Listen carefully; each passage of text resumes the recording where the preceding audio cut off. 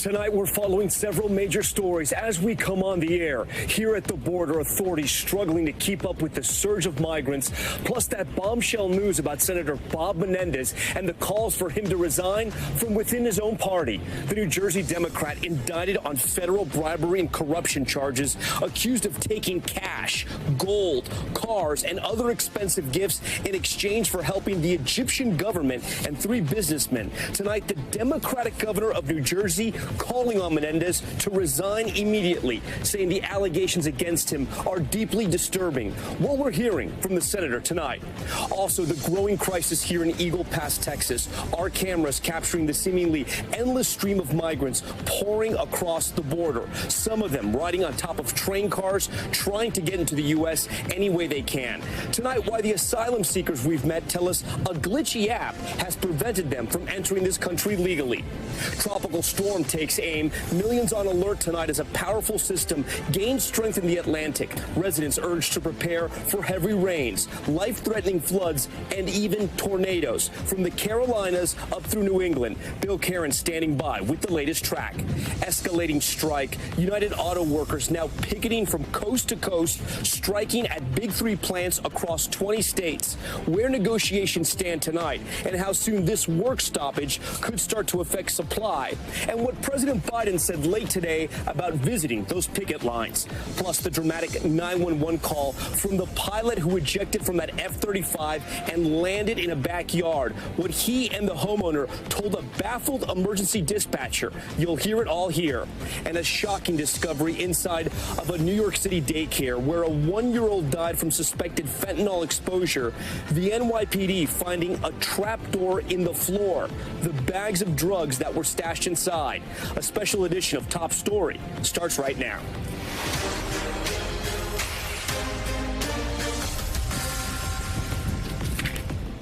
And good evening. We are live once again tonight from Eagle Pass, Texas, the epicenter of the latest border crush where thousands of migrants are crossing into the country every day. We will have much more from that crisis in a moment, but we begin first with that bombshell indictment of one of the nation's top senators. New Jersey Democrat Bob Menendez and his wife Nadine federally charged, accused of participating in a sweeping bribery scheme. The couple allegedly accepting lavish gifts, including piles of cash, which federal authorities found stuffed in a safe and closets and in the senator's clothing. In exchange, the chairman of the Senate Foreign Affairs Committee allegedly granting favors to the Egyptian government and for 3 businessmen in New Jersey. Tonight, forceful calls from within Menendez's own party for the senator to resign. Democratic Governor Phil Murphy calling for him to step down immediately, describing his alleged actions as deeply disturbing, saying the charges against him compromise his ability to represent the people of New Jersey. But Menendez tonight saying he will not resign, saying he's only being charged because he is Latino. NBC's Chief Justice contributor Jonathan Deans leads us off with more. A stunning corruption indictment tonight against Senator Bob Menendez.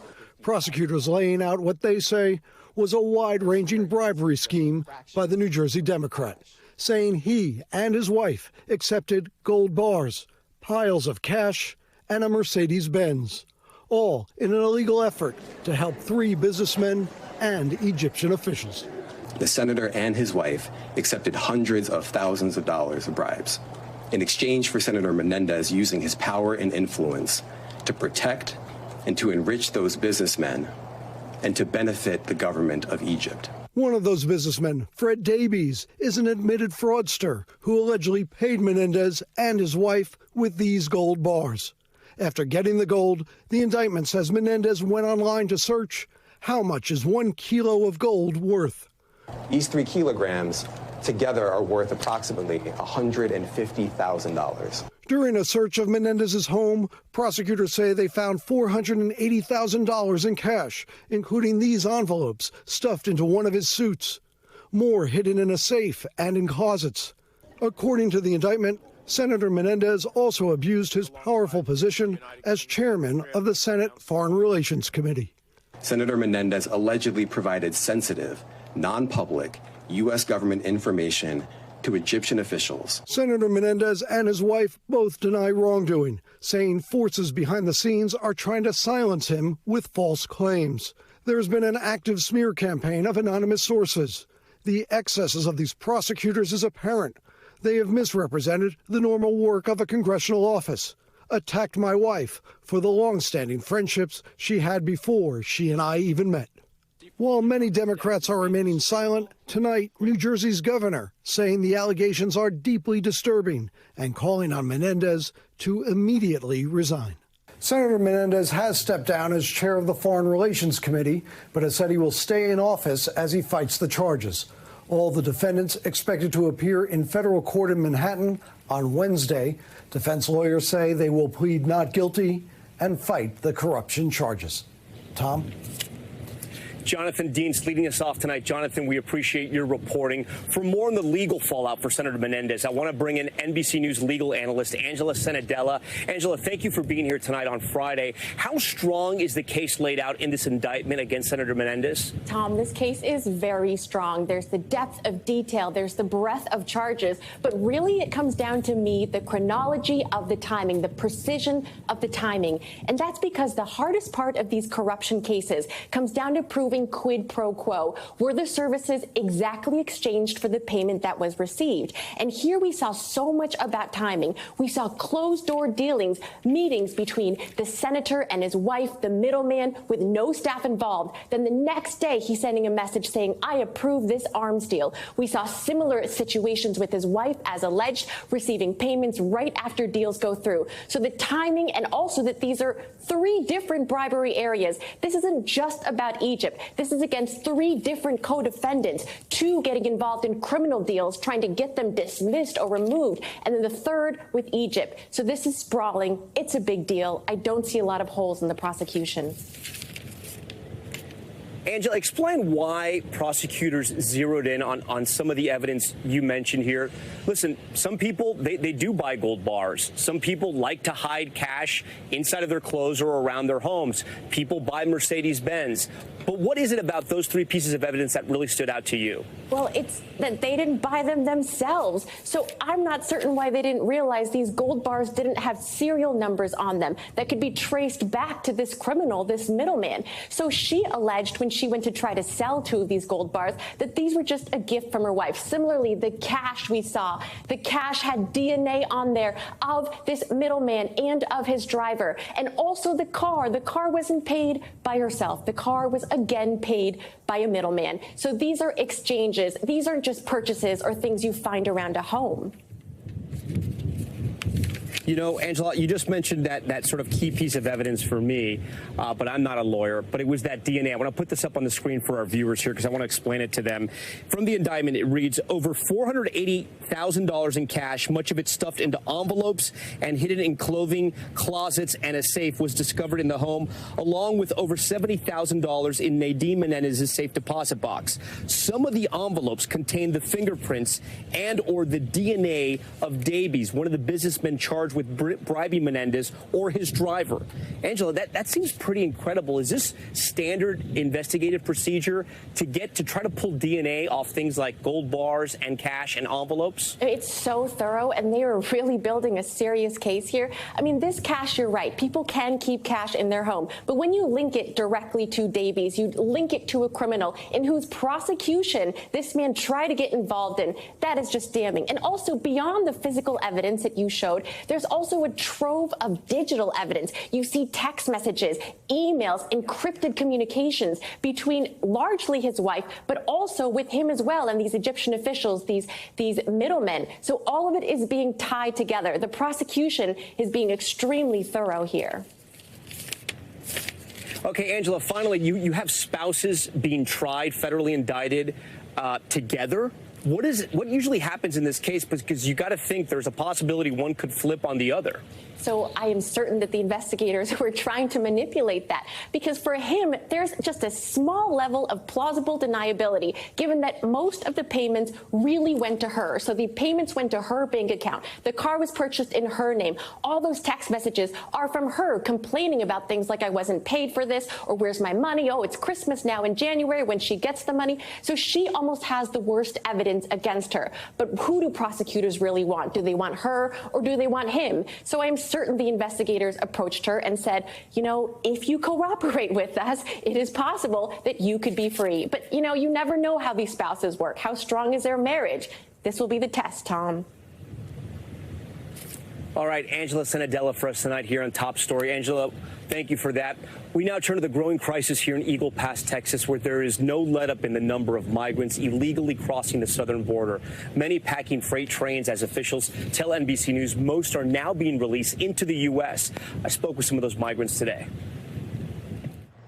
From early this morning through the afternoon, migrants still pouring into Eagle Pass, Texas. This group right here just crossed the Rio Grande. ¿De cuánto tiempo viajando? They say they've been traveling for a month and 3 days. Packing freight trains, riding anywhere they can. This week, they've come by the tens of thousands. This man saying he's too weak to continue. He needs water. Part of a surge of migrants that took border towns and Homeland Security by surprise.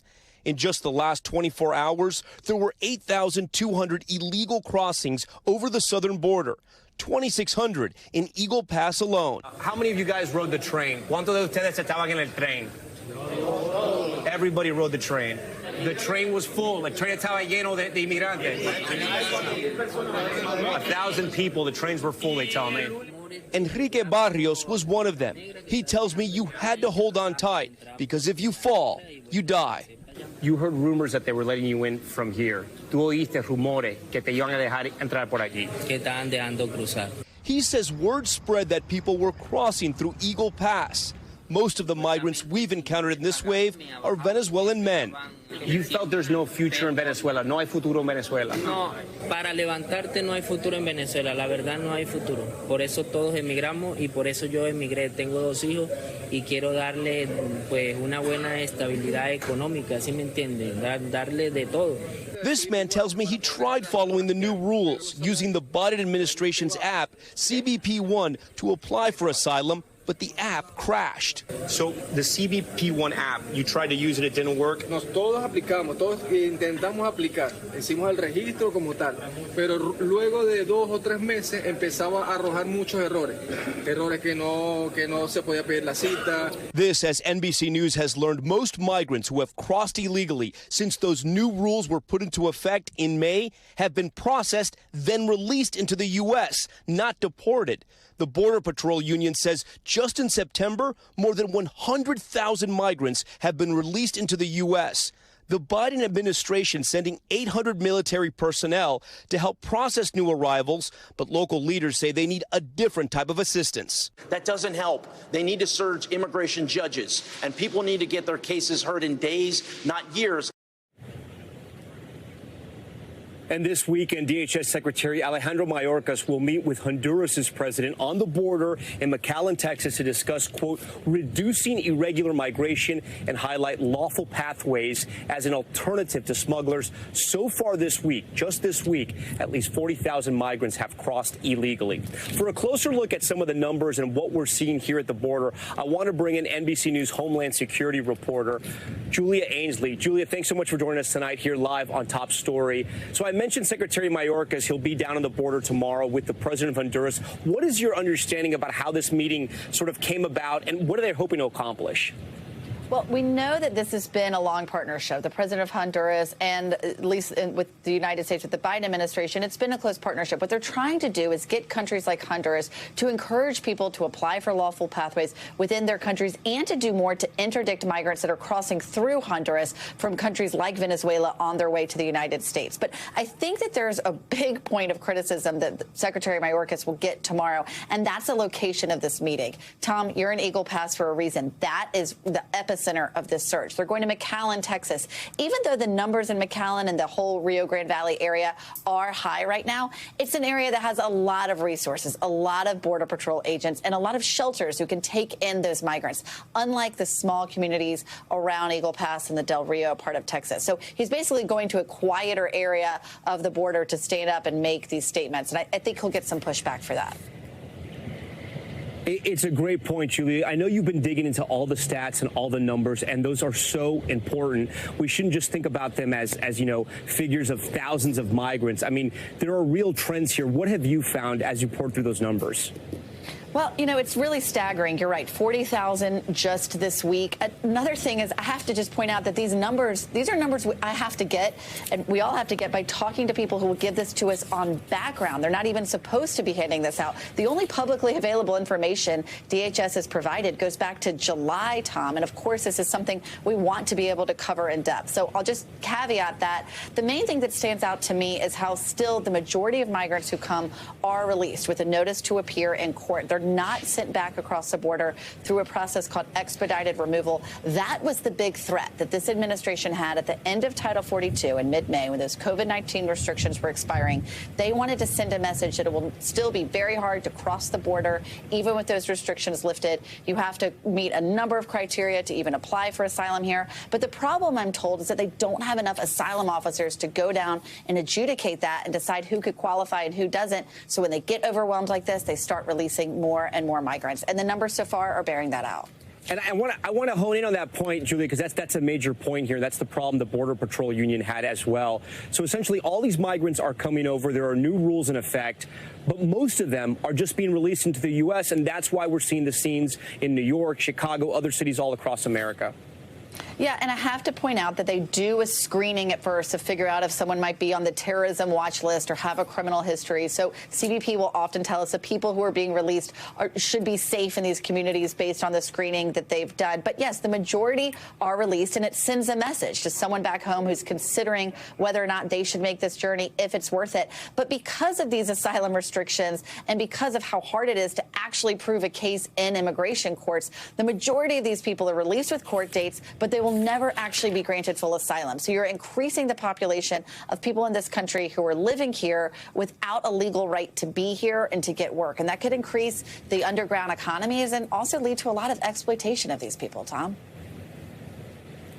Julia Ainsley with a lot of important reporting tonight here on Top Story. Julia, we thank you. We're going to have much more from the border in a moment and later in the show, but we want to move on now to Tropical Storm Ophelia forming off the coast of North Carolina. That system set to bring dangerous rip currents, coastal flooding, and heavy rainfall to the region and hit the mid-Atlantic and Northeast. Let's get right to NBC News meteorologist Bill Cairns, who's tracking that for us tonight. Good evening, Bill. Good evening to you, Tom. And Ophelia was going from an inconvenience to a now all of a sudden problematic storm that may leave a little more damage than even areas of eastern North Carolina were expecting. It rapidly intensified today. It went from about 50-mile-per-hour winds to 70 this afternoon. And so now it's moving to the northwest at 13. We'll bring this onshore. We're starting to see some strong winds. It's close to becoming a hurricane. It's not far away. And if it does so, it would be in the next about 5 hours before it makes landfall. And then after it makes landfall, it will slowly weaken during the weekend, all the way up here towards Washington, D.C. and Philadelphia. But it's eastern North Carolina that I'm most concerned with for property and lives and businesses, and that's especially in those areas that are near the sounds. But first, we have the tropical storm warnings from Ocean City all the way down to Charleston. We've now got hurricane watches up here from Atlantic Beach, Ocracoke Island, Cedar Point here, all the way back down to Jacksonville. That's where Onslow's located in Onslow County. Now, as far as the high water goes, 2 to 4 feet. The Chesapeake Bay is going to have problems, especially around the Hampton Roads area of Virginia. They have a lot of water issues with just, regular storms, let alone a storm that sits here for a day or two. And then southwards in North Carolina, the biggest issues will be in the Albemarle and Pamlico Sounds. We could get a 4 to 6 foot storm surge, and it may happen right at high tide at 3 p.m. this evening. 3 a.m. this evening, and then 3 p.m. tomorrow will be the next high tide, Tom. So we got all sorts of issues. This wasn't supposed to be a storm a lot of people were going to remember, but I have a funny feeling in eastern North Carolina, when we see some of the damage tomorrow, it's going to surprise a lot of people. It fits the pattern we've seen all summer, right, Bill? The weather has kept us guessing. I do want to ask you, for travelers tomorrow, traveling throughout the East Coast, I mean, are they going to be delayed? Are there going to be massive delays? Do you see stoppages? Are the winds that strong? The winds will only be that strong like Virginia Beach, the Norfolk area, possibly towards Richmond. I think D.C. to New York, you'll have more, ground delays because of the rainfall. The max winds in D.C. and New York in the mid-30s. The airport shouldn't be too bad because of that. But obviously, Tom, you get that ripple effect. So it'll be slow and an ugly Saturday for traveling all of I-95 from Boston all the way down into the Carolinas.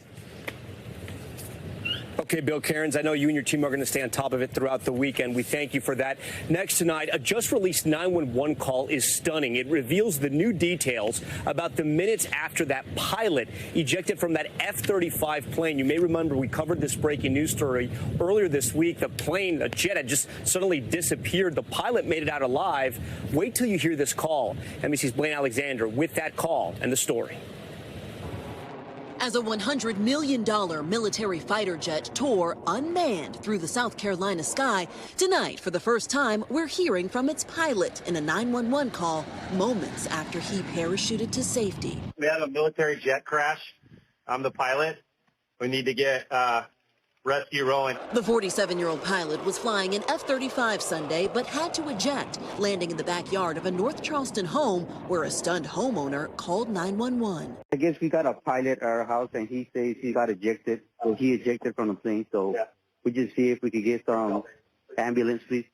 I'm sorry, what happened? We got a pilot in the house, and I guess he landed in my backyard. The pilot describes his harrowing escape, saying, incredibly, his only injury is back pain. How far did he fall?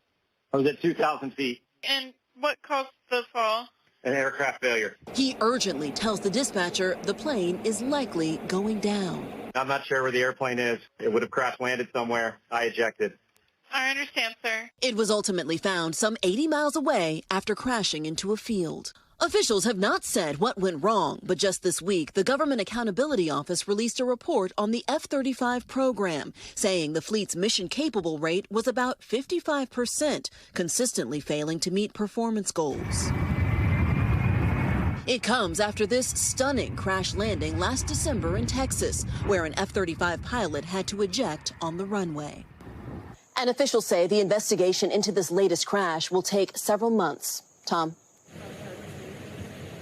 Elaine, that is one wild phone call. We thank you for that. Now to the ongoing United Auto Workers strike. The union announcing today they're expanding their efforts to 20 states across the country as President Biden plans to travel to Michigan next week. Here's NBC's Jesse Kirsch. Tonight, the United Auto Workers' historic strike now stretching coast to coast. Reinforcements are coming. The union says it's made real progress, but just with Ford. So it's following through on its threat, telling General Motors and Stellantis workers to strike at all parts distribution centers in 20 states, from New York to North Carolina, Texas, Colorado, and California. Stellantis and GM in particular are going to need some serious pushing. Among those walking off the job today, Eric Shorter. He says he was also part of a 40-day strike against GM in 2019, with his family feeling that financial strain. Are you ready to go 40 days again? Yes, sir. Absolutely. Absolutely. Why? Yes. Because we deserve a fair, reasonable wage. But that fight for higher pay could soon hit Americans far from the picket line. This will be days that we will feel the impact and that consumers will feel the impact. Scott Kunis helps run more than 40 Midwest dealerships. He says they've stocked up on high-demand parts like brake pads, but warns others, like new engines, could be harder to find with parts distribution centers on strike. If the union really wanted to put more pressure directly on the companies, was this the best next step for the union? This tactic seems to put more pressure on the dealers and consumers than the company. In a statement, General Motors accusing union leadership of manipulating the bargaining process for their own personal agendas. Stellantis writing, "We question whether the union's leadership has ever had an interest in reaching an agreement in a timely manner." But the union says it's closer to a deal with Ford, highlighting the company's offers on issues including cost of living adjustments and the right to strike over plant closures. Tonight, Ford says there's more work to do. And tonight, President Biden saying he will join one of these UAW picket lines on Tuesday in Michigan. That will be just hours before former President Donald Trump's expected speech in this state to union workers. All of that playing out as the potential consequences of this strike are growing. Tom? Jesse Kirsch for us tonight. Jesse, we appreciate your reporting. And now we want to bring it back here to Eagle Pass, Texas, and continue our border coverage tonight. Communities all across the border have been asking the Biden administration for help as tens of thousands of migrants make their way over the border, especially here in Eagle Pass, a town of only 28,000. Joining us live now is the sheriff here in Eagle Pass and of this county, Sheriff Tom Schmerber. Sheriff, thanks so much for joining us. You're from this community. You told me yesterday over the phone you had never seen anything like this. Never. Talk to me about what this this week look like for you and your men and women? Incredible. I never thought I would see an Eagle Pass. You know, all kinds of immigrants coming through here, from a lot of countries, and just like they're not afraid. They were just walking in line, crossing the river, walking in line, and being processed by the officers, immigration, and troopers. The migrants I spoke to yesterday said one of the reasons why they came over here is that they heard they could cross through Piedras Negras, which is the Mexican town just across the Rio Grande here. Yes. Are you worried that the word is out about Eagle Pass and you may get more waves coming through here? Yeah, we're going to get more waves, and I am worried. But it is true, you know, the Coahuila is one of the safest states in Mexico. The state just over this border, over right? This border here. They don't want to go downriver because we have the cartels and the cartel violence. Yes. You go upriver, it's a smaller city. So here it's just bigger, and you have the train coming through here. The information I have is that there's no trains in Acuña like over here. So that's why they're coming on train this way. Yeah, I got that. And you know, the Secretary of DHS, Secretary Mayorkas, is going to go to McAllen, Texas, with the president of Honduras. Does it bother you that they're not coming here to Eagle Pass? It does, because we've been here. This problem's been here for 2 years now, and it's getting worse. And I haven't seen a higher official like the vice president, whoever it is, coming here to Eagle Pass. I know the vice president went to El Paso a long time ago, but never here. This is where we belong. What more do you need here? Because yesterday I had Representative Gonzalez on my air saying that Eagle Pass had not received any federal dollars. The Biden administration disputed that. Are you receiving federal help? Nothing. The only help we are getting is the state, the governor. He helped us with, of course, a grant money. Yeah. And with that money, we hired a few more deputies and equipment that we needed. And we have the second grant this month, another second grant, more money, so we can get more equipment and troopers. But the federal government, nothing from them, not even sending some of those agents that are working up north in Canada, send them over here in this area here, so they can have our agents, border agents. They know the river. They let them work the river, and they can process over there. Any trouble with migrants who have crossed over? We know many of them have been processed and released. A lot of them have been transported. We know, but are you seeing any issues here in Eagle Pass? We know your community is small. Yeah, my constituents are worried because the strangers walking around in the community. You know, we have people coming from other countries. We don't know what the intent is. But so far, no reports of violence or anything, anybody getting hurt? No, we had a homicide about 4 days ago, and it happened in a house where they have the station. They put aliens in that area. A stash home? Stash home. Yeah. And they killed a U.S. citizen. He was 40 years old. But he was from Houston, so we gathered that he was going to come here to pick up some people. Something went wrong there. We do have the suspect in jail. We're investigating. So that's another problem, you know. It had to do with immigrants. Okay. Sheriff, we appreciate your time. We hope you get some help here on the border. Thank you very much. All right, still ahead tonight, an update on the missing Indiana inmate, the murder suspect released by mistake because of a clerical error, why local authorities are now bringing in the feds, plus the shocking discovery in a New York City daycare where a child died from fentanyl exposure, what police found under a trapdoor in the floor. And we'll have much more from here at the border in Eagle Pass and what migrants are saying about their frustrations as they try to work with that CBP One app that was developed by the Biden administration. We'll bring you all the details as we're just getting started on this Friday night.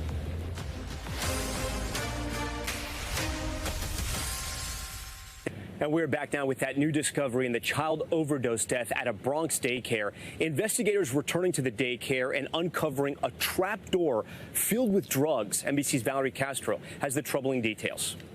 Tonight, new evidence revealed in the horrifying daycare drug death. Authorities executing a search warrant and discovering a trap door, revealing a stash of narcotics in the floor hidden in the play area of the one-bedroom apartment, according to the NYPD. The daycare fronting as an apparent drug den. When law enforcement officers searched the daycare, they found a large quantity of fentanyl and machinery used to press and package narcotics for distribution. And in particular, they found a brick of fentanyl, about 1 kilogram in weight, right on top of children's play mats in the daycare's closet. 1-year-old Nicholas Dominici dying at a hospital after police say the daycare operator, Gray Menendez, couldn't wake him after a nap and called 911. His father reeling from the tragedy. Mucha tristeza, mucho dolor, porque nadie se espera que un hijo vaya a fallecer. The family says they'd waited months for a spot to open up at the daycare, the little boy spending barely a week there. Es algo que uno no se espera. de un lugar donde vayan a cuidar a un hijo, uno nunca espera que vaya a salir muerto. No le está llevando a una funeraria, no le está llevando a un lugar para que lo cuiden. Police arresting Menendez and her husband's cousin, Carlisto Acevedo Brito, who was renting a room at the apartment, charging the pair with numerous crimes, including murder and possession of a controlled substance. Brito's attorney has not responded to a request for comment. Menendez has pleaded not guilty. Her attorney telling NBC News, "My client had no knowledge that drugs were there. She's the one that called the police. She called 911 and 311. Authorities now searching for her husband after they say he allegedly removed evidence from the scene before emergency responders arrived. All of that happened while the children, the babies, were suffering from the effects of fentanyl poisoning and in desperate need of help. The criminal complaint also stating investigators say Menendez deleted more than 20,000 messages between she and her husband from an encrypted messaging app on her phone, including messages sent the day of the incident. Menendez opening the daycare in January of this year, the facility even passing a surprise city inspection earlier this month. One of the things my child care inspectors are not trained to do is look for fentanyl. But maybe we need to start. City officials emphasizing the danger of the drug. That little corner you see here is enough to kill an adult. And seriousness of the crime. This poison is extremely deadly, and if you traffic in it, you will be prosecuted to the fullest extent of the law. Valerie Castro joins us now from our Top Story studios in New York. So, Valerie, one of the big mysteries from this case was what happened to the daycare operator's husband. Do they know where that man is yet? Tom, authorities aren't releasing a whole lot of information about him. They have not even publicly named him at this time, but they say their investigation is ongoing. And in our story, you heard the mayor describe how just a small amount of fentanyl can kill an adult. Police say in this case, at least a kilo of fentanyl was discovered in the daycare. That's enough to potentially kill 500,000 people, according to the DEA. Tom? A kilo of fentanyl. All right, Valerie Castro for us tonight. Valerie, we thank you for your reporting. And when we come back here, we'll have more on the crisis from the border. Tens of thousands of migrants coming each day and the frustration they're feeling over the government app, why they say it just doesn't work. That's next.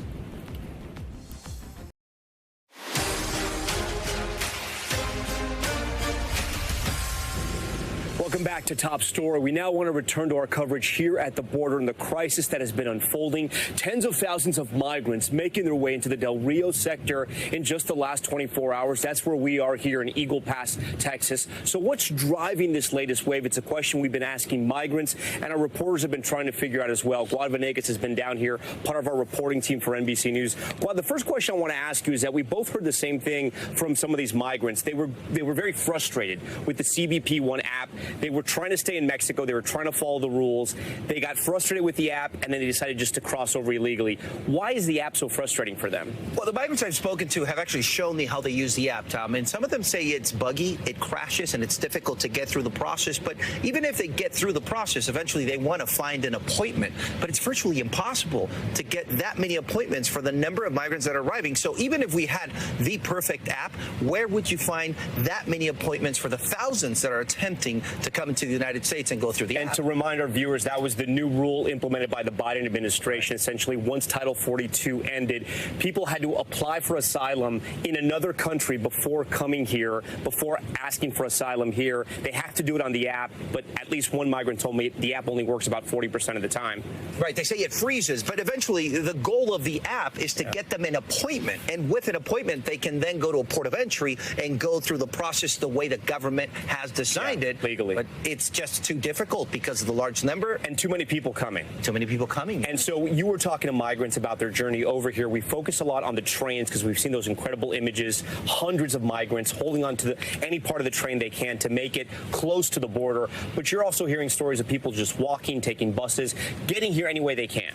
That's correct. I asked the migrants as they're coming in today, where did you come from? Why did you come here today? Some said they took a bus. Others said they've been walking. Another group told me they did ride the train as far as they could. So they come in different ways. I asked them, why did you arrive today? They said, because this is when I arrived. I've been making my way from Central America, and I just happened to finally arrive today. So I think it was a matter of time until we saw this large group of migrants arrive the way we've seen it this week. Guad Venegas for us. Guad, we appreciate all your reporting.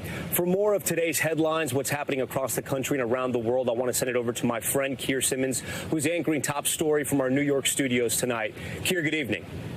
Hey, Tom, good evening. Thank you. Just terrific reporting from the border there. Good evening, everyone. Now to Top Stories newsfeed, and we begin with an update in the manhunt for the murder suspect who was accidentally released from prison last week. Local authorities now saying they believe 28-year-old Kevin Mason left Indianapolis the night of his release and are handing the investigation over to federal law enforcement. The Marion County Sheriff's Department said Tuesday it kept the escape quiet for 6 days to have a tactical advantage. Mason was charged with homicide, parole violation, and firearms possession.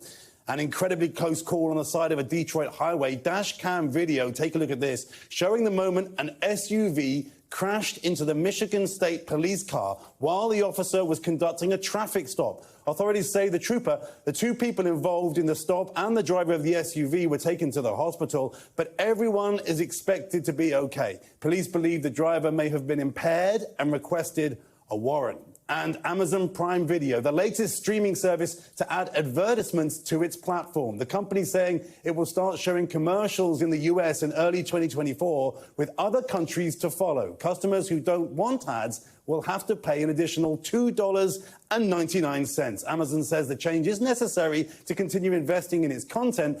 The move, of course, is part of an industry-wide shift as other streamers, including Netflix and Disney Plus, have introduced ad-supported plans. Next, we're learning more about that bus crash in the northwest of New York City, killing 2 people and injuring dozens of students heading to band camp. Amelia Kerr has late details. Tonight, new details on the harrowing moments before a bus packed with band students went careening off the roadway. I heard the bus start to roll over the hill, and then I heard everyone start screaming. Officials say the crash landed virtually everyone in the hospital.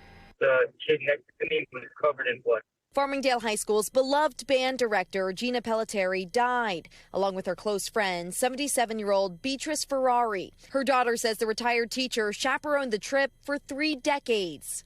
My mom's impact on so many people throughout her time as a teacher and just her time in the community was profound. And the reason I'm talking tonight is to honor that. Among the seriously injured, Natalie and Ashley Betts. Their mom sharing Natalie found her sister Ashley and screamed for help to get her out from under the bus. The freshman suffering a broken clavicle, jaw, ribs, and partially collapsed lung. Bus rollover, eastbound. The now damaged bus moved to nearby police barracks in Orange County, New York, as federal investigators zero in on a faulty front tire. When a steering tire blows, when you're traveling at a high rate of speed with a vehicle that is the mass of a bus, it can be difficult to steer. And investigators are asking the public to bring forward any video they might have of the crash, whether it be from a dash cam or a cell phone. The investigation continuing to ramp up. As we mentioned, the NTSB now on the ground at the crash site. And here, state police telling us that 5 students remain in critical condition as a memorial that you can see behind me. Crosses, balloons, flowers continues to grow outside of the school here in honor of those 2 lives lost. Here. Just a terrible tragedy. Amelia Kerr, thanks so much. When we come back, danger in the air. Parts of the Philippines blanketed in toxic smoke that has sickened dozens of children. Where that smog is coming from, next.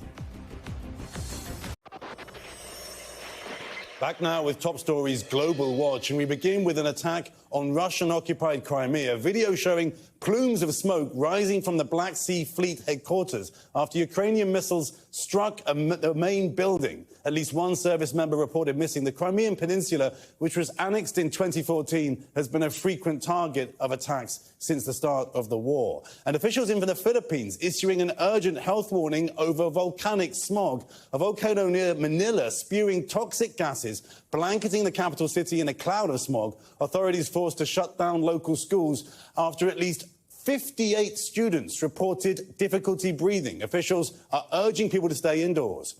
Thanks so much for watching Top Story. For Tom Llamas, I'm Keir Simmons.